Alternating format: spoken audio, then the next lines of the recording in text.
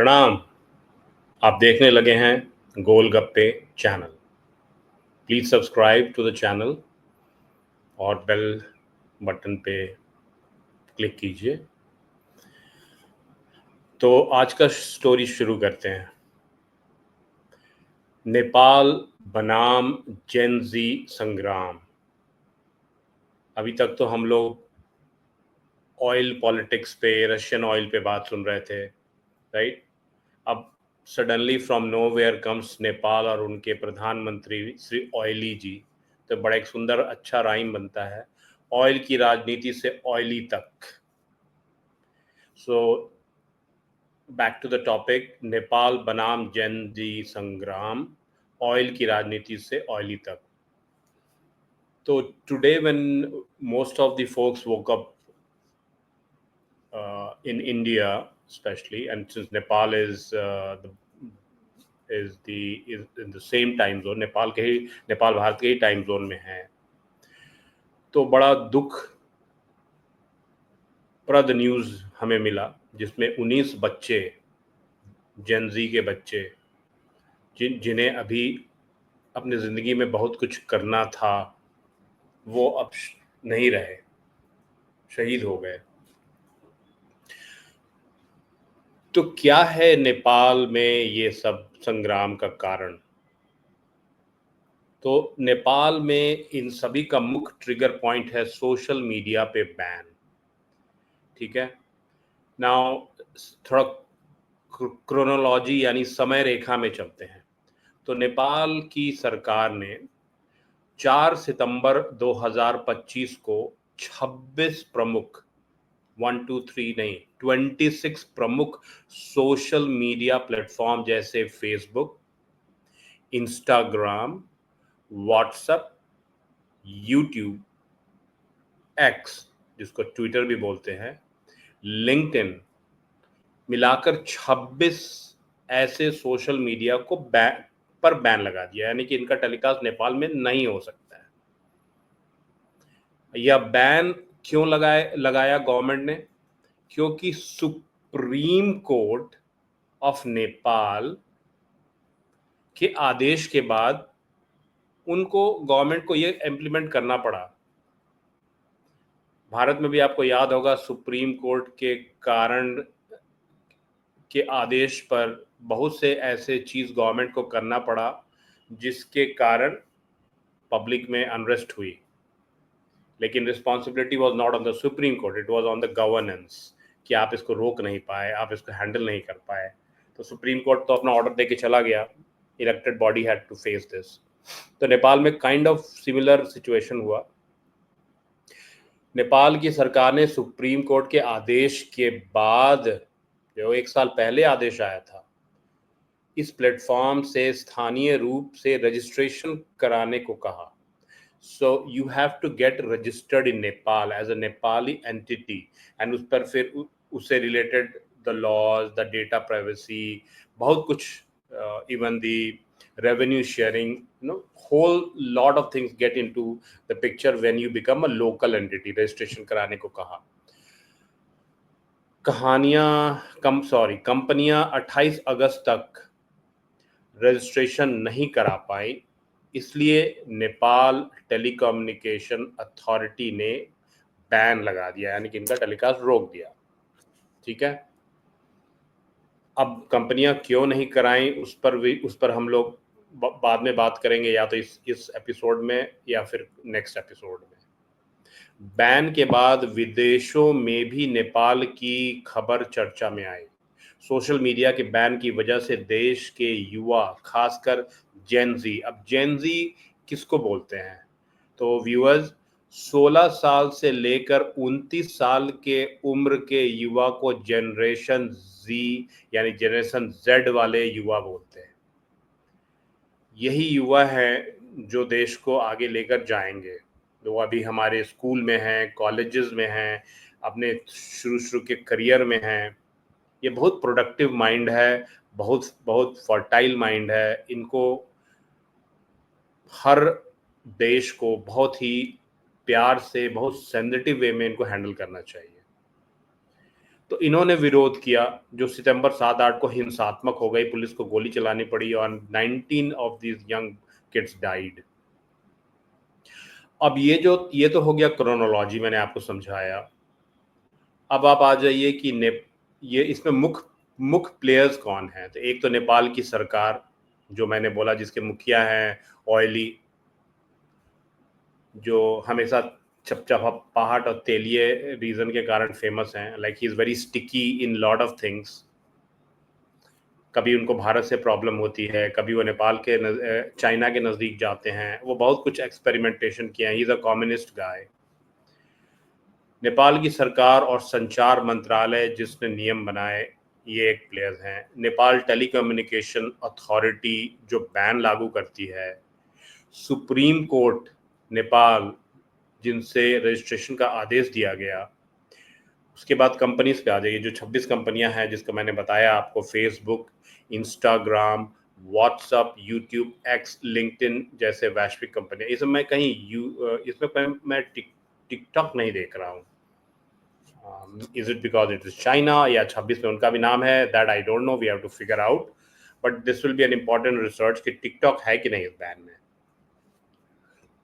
उसके बाद प्रदर्शनकारी, यानी कि ये बच्चे, ये भी एक प्लेयर हैं जो विरोध का नेतृत्व कर रहे हैं। और लास्टली पुलिस एंड सुरक्षा बल, जिन्होंने विरोध दबाने के लिए शक्ति का इस्तेमाल किया। ठीक है, अब हम आते हैं कि आउटकम क्या रहा है इन सभी चीजों का। तो सोशल मीडिया का उपयोग बंद होने से युवाओं में रोष और व्यापक विरोध प्रदर्शन। मैं आपको एक पिक्चर दिखाना चाहता हूं।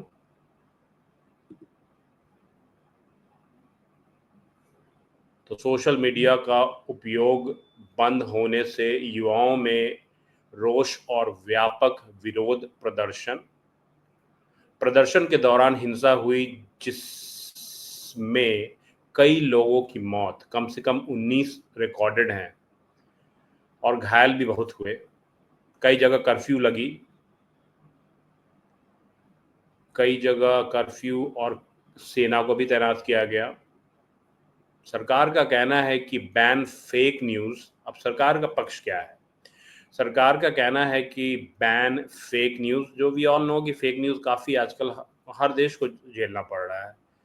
साइबर क्राइम, साइबर अपराध राष्ट्रीय सुरक्षा की दृष्टि में जरूरी था, जैसे प्रोपोगंडा फैलाना उस देश के। अब ये मैं नहीं बोल रहा हूँ कि नेपाल की सरकार सही है या गलत, but as a government and as a sovereign country, government का ये पक्ष हो सकता है, जिसको कोई उसको विरोध नहीं कर सकता है, because it's a sovereign country as per United Nation charter post second world war. ये अलग बात है कि अभी रीसेट का दौर है, ग्लोबल रीसेट हो रहा है, तो सारी सिस्टम को चैलेंज किया जाएगा।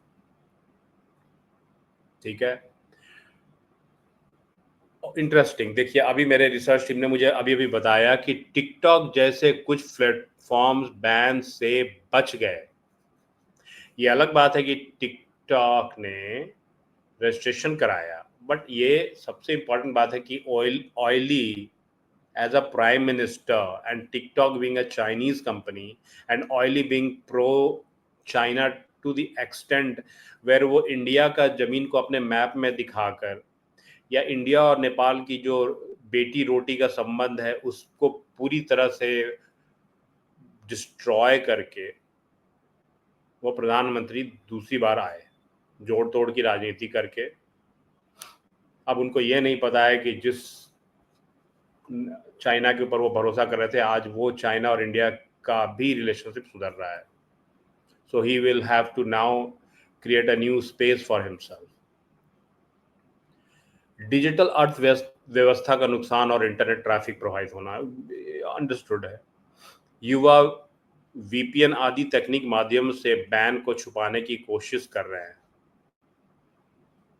ठीक है, तो वीपीएन अभी भी देखिए, ब्लैक इंटरनेट टेररिस्ट लोग यूज़ करते हैं, या वीपीएन ऐसा होता है जिसको यूज़ करते हैं टेररिस्ट, जो गवर्नमेंट के रडार में नहीं आती है, तो युवा उसको भी यूज़ कर रहे हैं। तो मैंने कंट्री का सिक्योरिटी डेफिनेटली इम्पैक्टेड है।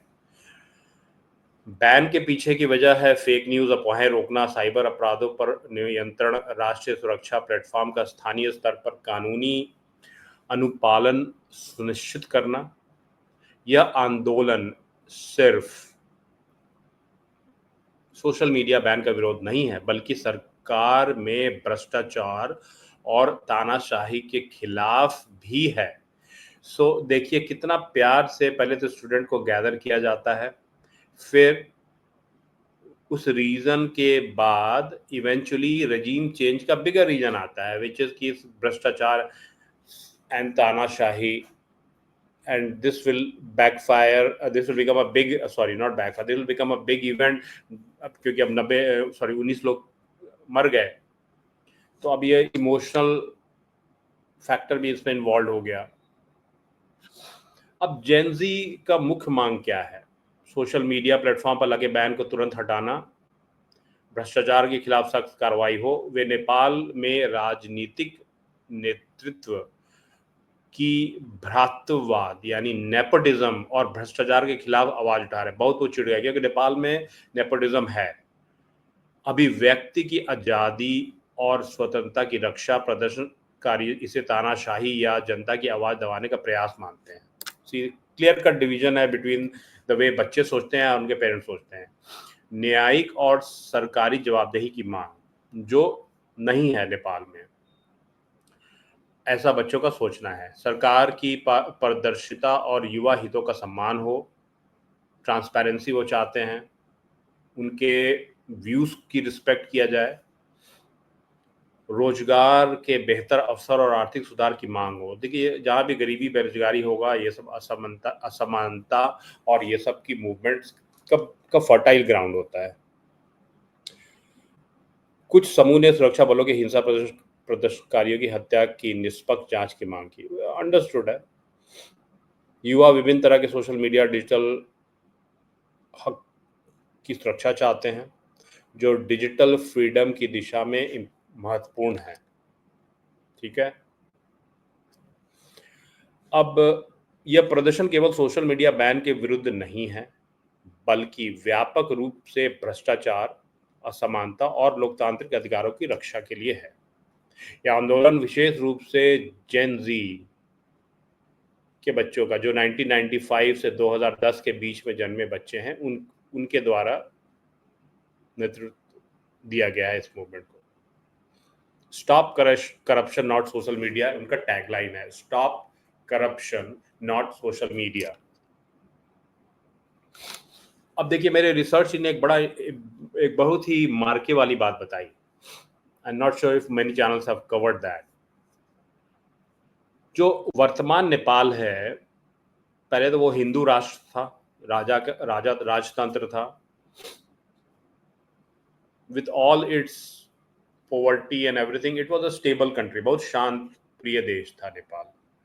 फिर वहाँ पर युवा पॉपुलेशन की संख्या बढ़ी, लोगों में एस्पिरेशन बढ़ा, लोग तुरंत में चेंजेस चाहने लगे, इंटरनेट घर घर पहुँच गया विद द फोन या स्मार्टफोन, लोगों का एस्पिरेशन वैल्यूज और बढ़ती गई। जो नेपाल सोच रहा है वो न्यूयॉर्क सोच रहा है, एक साथ बच्चे एक जैसा सोच रहे हैं, लेकिन गवर्नमेंट उस पेस पे नहीं बदल रही है, डेवलपमेंट उस पेस पे नहीं हो रहा है।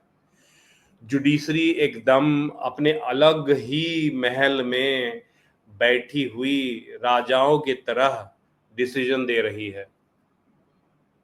समझिए ये सब का पृष्ठभूमि महाभारत का पृष्ठभूमि था, ऐसे नहीं हो गया महाभारत। वर्तमान में नेपाली संसद और में युवाओं का जो परसेंटेज है वो 5% है। Can you believe? Nepal is a young demographic देश, बच्चे वहां पे इतने टैलेंटेड हैं और आप सिर्फ 5% उनको पॉलिटिशियन बनाएंगे। इतना नेपोटिज्म, कौन सा रीसेट आप लोग किए राजतंत्र से हटकर? खासकर oily is a big Oily is the main person who is responsible for destroying Nepal totally. 5%, जबकि विश्व में, दुनिया में, बाकी जगह ऑलमोस्ट 14% युवा राजनीति में है। तो 5% में उनकी आवाज बिल्कुल दब जाती है। और इस 5% में से ऑलमोस्ट 70-80% नेपोटिज्म के वाले बच्चे होंगे, जिनके जिनके पेरेंट्स पॉलिटिशियन होंगे। तो उनका लाइन ऑफ एक्शन थिंकिंग अपने खानदान के हिसाब से होगा, पार्टी के हिसाब से होगा, और उन्होंने गरीबी नहीं देखी होगी, उनके पास शिक्षा भी ठीक ठाक होगी, because they could afford it.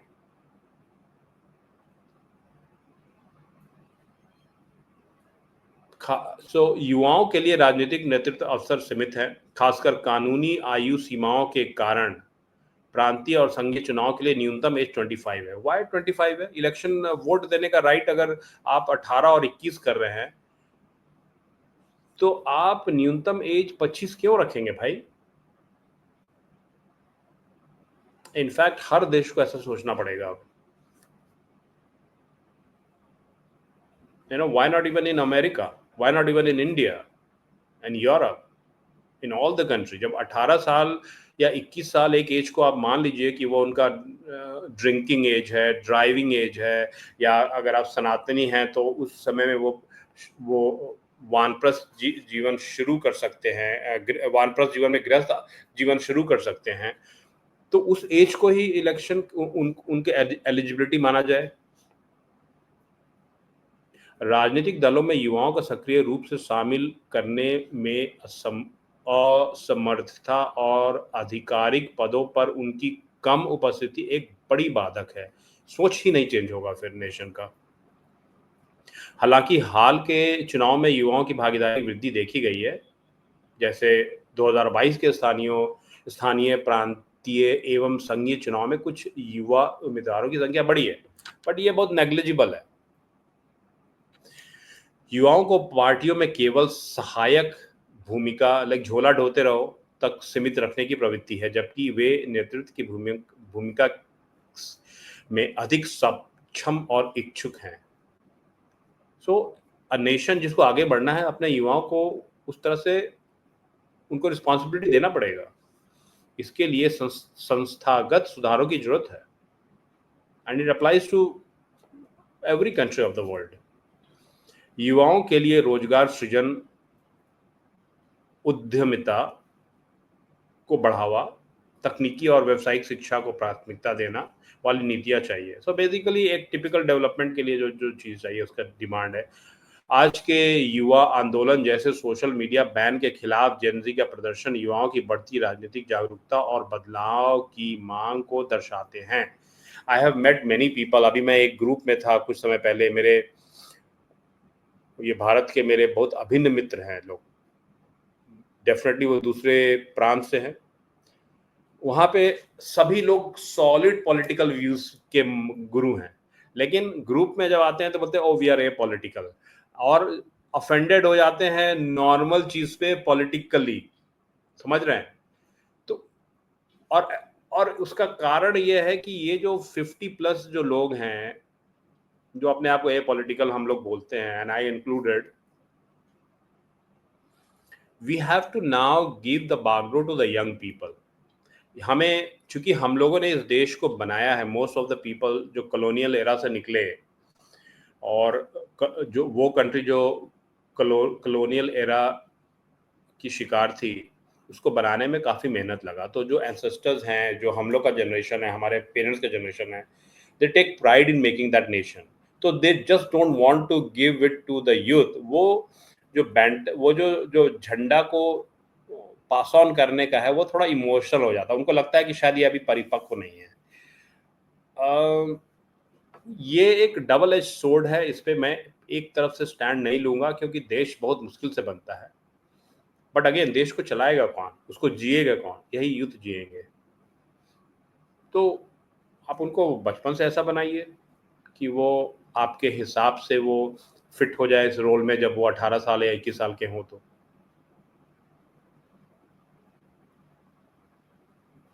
बेहतर संवाद। ये सब इश्यूज है जो अब मैं, ये तो हो गया कि जो नॉर्मली नोन फैक्ट्स है, राइट, वी ऑल नो कि ये सब आजकल हो रहा है। अब थोड़ा मैं इसमें कुछ ट्विस्ट करना चाहता हूँ, आपको कुछ तड़का देना चाहता हूँ, ठीक है, उसको भी आप सुन लीजिए। अब जैसे कि मैंने एक एनालिटिक्स रिपोर्ट रन किया कि एक नॉर्मल ट्रेंड थिंकिंग क्या है, व्हाई दिस हैपेंड। तो अधिकतर लोग बोले कि जो गवर्नमेंट ऑफ नेपाल है वो लीनिंग टुवर्ड्स चाइना है, आम जनता खुश नहीं है बिकॉज वो प्रो चाइनीज गवर्नमेंट है। कुछ लोगों का कहना है कि डीप स्टेट के लोगों का इंटरफेरेंस, आईएसआई का कोलैबोरेशन, अपने हिसाब से गवर्नमेंट को वहां पे इंस्टॉल करना।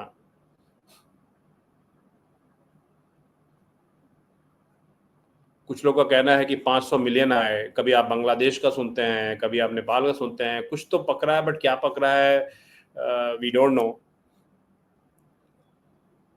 नेपोकिड का इश्यू है, ठीक है, ये सब इश्यूज है।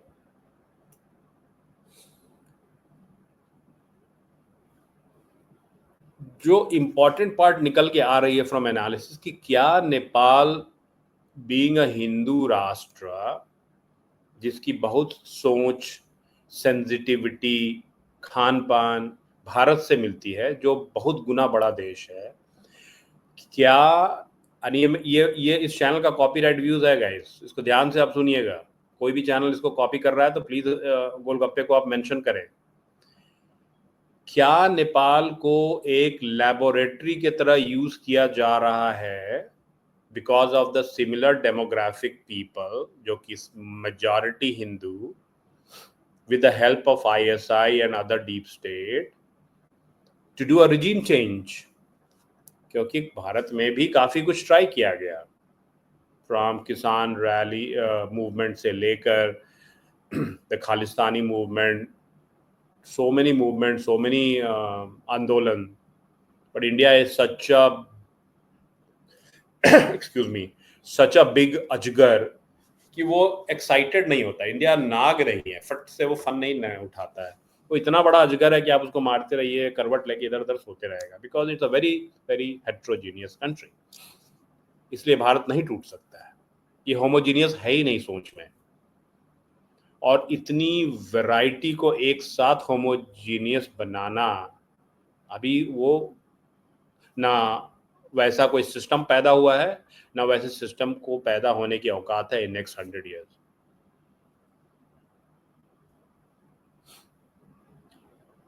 ये तो पहला मेरा व्यू है कि ये क्या एक लैब है जिसको यूज किया जा रहा है, and ISI is very active. ISI को पैसे मिल गए, आईएसआई को हमारे सबसे स्ट्रॉन्ग डेमोक्रेटिक देश के राष्ट्रपति जी का डायरेक्ट ब्लेसिंग है फॉर द टाइम बीइंग, ऐसा वो सोचते हैं। इसलिए उन्होंने पुलवामा किया था, क्योंकि मार्च में क्रिप्टो का डील हुआ था। फिर उन्हें लगा कि अब तो सी ऐसा इज शातिर, दे लव दिस प्रोजेक्ट।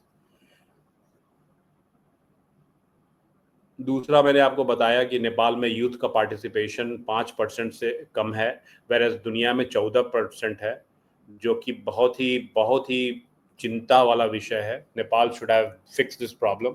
आप अपने यूथ को ऐसे नहीं नज़रअंदाज कर सकते हैं। तीसरा है सुप्रीम कोर्ट। भारत में सुप्रीम कोर्ट ने बहुत से खेल किए हैं, उनका इंटेंशन भले गुड होगा, कॉन्स्टिट्यूशन के एकमात्र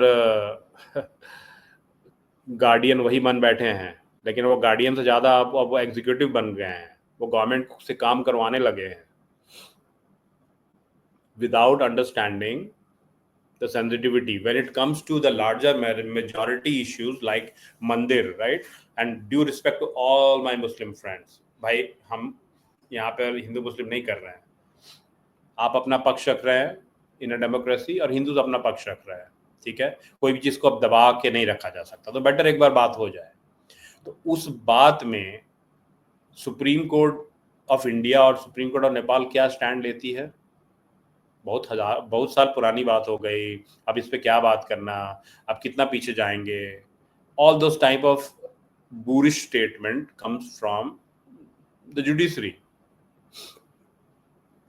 But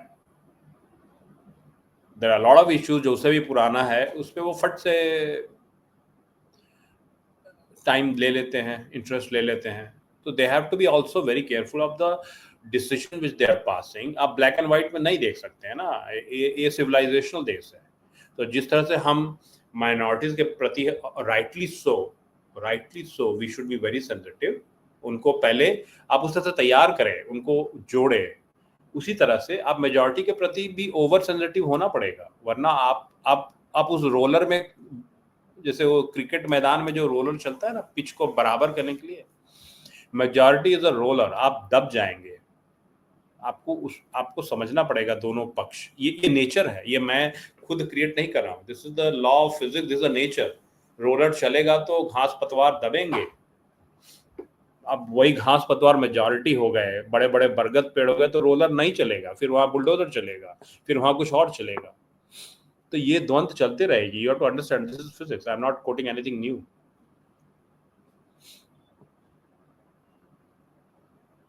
अब सबसे इंपॉर्टेंट बात मेरा सुनिए. सोशल मीडिया आज तो जितना आर्टिफिशियल इंटेलिजेंस डेवलप है, जो सेंटिमेंट एनालिटिक्स करता है, हमारे जेनजी के माइंड में पूरा घुस गया है, क्योंकि वो इतना इन्वॉल्विंग है कि बच्चे को 5-6 घंटा कैसे बीत जाता है पता नहीं चलेगा. राइट, हम लोग खुद भी फोन पे काफी टाइम बिताते हैं. एक बार रील देखने लगे तो रील बदलते ही जा रहे हैं, चल रहा है. तो this is all based on आपके सेंटिमेंट को उस तरह से पकड़ के, और वही चीज को आपको परोसा जाता है. ये टेक्नोलॉजी का एक एल्गोरिथम इसी को बोलते हैं. ठीक है. अब आप सोचिए कि जिस तरह से आर्टिफिशियल इंटेलिजेंस पे काम हो रही है और जिस स्पीड से लोग भाग रहे हैं, और वर्ल्ड में अभी भी कोई एक मेजर कंट्री मिलके, चाहे यूनाइटेड नेशन या ब्रिक्स नेशन या एससीओ या नेटो, ये सब बड़े बड़े ग्रुप्स मिलके कोई एथिकल रूल नहीं बनाए हैं और फ्री फ्लो इनको दिया है, और ये सिर्फ 4-5 कॉर्पोरेट के हाथों में ये पूरा पावर है. कल को वो ऐसा एल्गोरिथम लिख दें, जो कल को क्या बहुत जल्द होगा, एक्चुअली वो हो भी गया होगा, अभी टेस्टिंग में है, जो आपके यंगर पॉपुलेशन को ऑलमोस्ट ज़ॉम्बी के तरह उनके माइंड को कंट्रोल कर ले. और बहुत से मूवीज आपने देखा होगा कि वो पूरे यूथ को कंट्रोल कर ले, और जो वो प्रोग्राम गेम बोल रहा है वो वही कर रहा है. सपोज उनको बोलेगा go and kill someone, they go and kill someone. Go and do regime change, they go and do regime change. Again, हमेशा इसका नेगेटिव साइड नहीं है, बट मैं ये बोल रहा हूँ कि मशीन को जिस तरह से आप कंट्रोल कर लेते हैं, और जो बोलेंगे मशीन उसको सिर्फ ब्लैक एंड व्हाइट देखेगा, वो आपका एथिकल चीज नहीं देखेगा. तो अगर यूथ को आज के डेट में इतना पेन हो रही है, इसलिए नहीं कि नेपाल 20 वर्षों से गरीब है, उन्होंने क्या कंट्रीब्यूट किया है, दे आर डिमांडिंग थिंग्स. वो भी उसी सिस्टम के पार्ट है. वो कोई अपने से जाकर 1000 यूथ एक जगह जमा होकर अपने से पहाड़ तोड़कर जीतन मांझी, सॉरी नॉट जीतन मांझी, वो दशरथ मांझी के तरह पहाड़ को काट देना, वो वाला प्रवृत्ति तो नहीं दिखा रहे हैं youth. All they need is a AC room, fan वाला room, comfort bed and phone in their hand, and वो दुनिया का पूरा नॉलेज को गेन करेंगे. इट्स नॉट दैट कि they are only seeing entertainment, वो नॉलेज भी ले रहे हैं, बट उनका पूरा लाइफ वो फोन है. और ये totally algorithm generated by AI है. तो कल को वो एक स्टेप आगे बढ़ेगा इस एक्सपेरिमेंटेशन में, और फिर मैं जैसे मैंने बोला, demography lab, same Hindu demography, and next target country is Hindustan. बाद में वो अरब स्प्रिंग बाद में एक बार यहाँ पे कैप्चर करेंगे तो फिर मुस्लिम वर्ल्ड में घुसेंगे. दिस इज ऑल एकदम प्रोग्राम्ड है, सब कुछ लिख के रख दिया गया है. ग्लोबल रिसेट ऐसे थोड़े होगा. ग्लोबल रिसेट शुरुआत हो गई है, 20 साल तक उसका फाइनल आउटकम होगा, 2045 2047 तक. तब तक बहुत से त्राहिमाम और खून स्ट्रीट पे आएंगे। सोशल मीडिया अगर आपके यंग पॉपुलेशन को ज़ॉम्बी बनाती है और उनको आदेश देती है, और वो आदेश कौन देगा? सोशल मीडिया, मतलब आप पिक्चर में जो देख रहे हैं ये सब कंपनियां, इस तरह की कंपनियां, नॉट ये कंपनियां, इस तरह की कंपनियां जो बोलेगी वो करेंगे। तो उनकी लॉयल्टी ना उनके पेरेंट्स होंगे, ना उनका देश होगा, ना उनका फेथ होगा, ना उनके लोग होंगे। उनकी लॉयल्टी और उनकी सभी कुछ इन प्रोग्राम के द्वारा कंट्रोल होगा। और फिर आप समझिए कि कितना आसानी से दुनिया का कोई भी जंग जीता जा सकता है। हजारों माइल दूर बैठकर आप सिर्फ उस प्रोग्राम को डाउनलोड अपलोड करते रहिए। ना गोली चलाने की नौबत आई, ना मिलिट्री भेजने की नौबत आई, ना गैस चैम्बर की नौबत आई। जितने भी गंदे कुकर्म दुनिया में युद्ध से रिलेटेड है, कुछ भी करने की नौबत नहीं आएगी। और आप वॉर पे वॉर जीतेंगे, देश का देश में रजीम चेंज करेंगे, आप कुछ भी कर सकते हैं। और इन ज़ॉम्बी बच्चों को फिर प्यार से after the work is done exit command के साथ डिलीट कर दिया जाएगा, because there is no need for the zombies anymore. तो दुनिया इसको कैसे, इस प्रॉब्लम को समझे और फेस करे? It's a time when all the right thinking stakeholders of every country including America, क्योंकि वहां भी एक वोकिज्म चला था जिसके अगेंस्ट प्रेसिडेंट डोनाल्ड ट्रंप आए। अब ये अलग बात है, वो टैरिफ और वो सब वो डिफरेंट इश्यू है। अभी मेरा वो इश्यू है नहीं, अभी मेरा इश्यू सिर्फ यूथ को पावर देना होगा। उनको हम फोर्स कर रहे हैं कि वो बैठकर सोशल मीडिया के गुलाम बन रहे हैं। उनका भी कहना है कि भाई आप ही लोग ने तो ये प्लेटफॉर्म बनाया, आपके ही जनरेशन ने तो ये दिया, विच इज ऑल्सो करेक्ट। लेकिन हम उनको यूजर बना रहे हैं, हम उनको इस प्रोग्राम का क्रिएटर नहीं बना पा रहे हैं। And this is going to be a big big backlash on the humanity. और जो भविष्य पुराण में कलयुग का जो डेफिनेशन है, बिल्कुल उसी तरह से ये सब फ्लो हो रहा है। It is high time when countries like India should rise, create another intelligence wing within RAW for such activities, maybe even country specific groups. अगर आपके पास इनफ फॉरेक्स है, पैसा है, तो कुछ पैसा यहाँ पे इन्वेस्टमेंट की टाइम आ गई है। You have to be a big player in AI, and you have to be a big player in ethical AI, and there has to be a law or rule जो rationing करे social media time for everybody, for the government, for the TV media।